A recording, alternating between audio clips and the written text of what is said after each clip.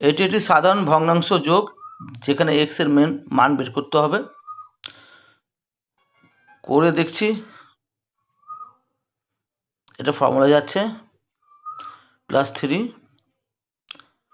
এবার আমরা ভেঙে নেব a + b হোল স্কোয়ারের ফর্মুলাটা, যেখানে 4x² plus 4x plus 1 plus 3 নিচে হবে আপনার 2x plus 1 equal to 4।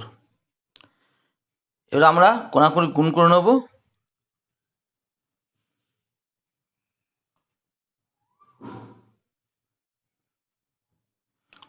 4x plus 4x² plus 4x নিয়ে আসবে এই দিকটায় মাইনাস করে 8x, এদিকে রইল আপনার 4 -4 চলে এলো এই দিকটায়। এবার দেখে নেব মাইনাস প্লাস করে 4x² মাইনাস 4x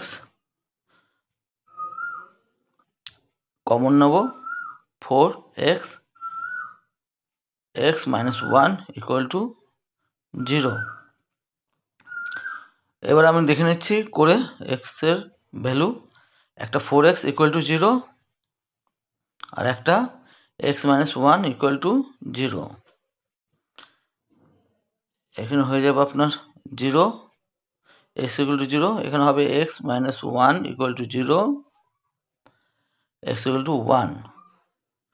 ভিডিওটা লাইক অ্যান্ড সাবস্ক্রাইব করবেন যদি ভালো লাগে।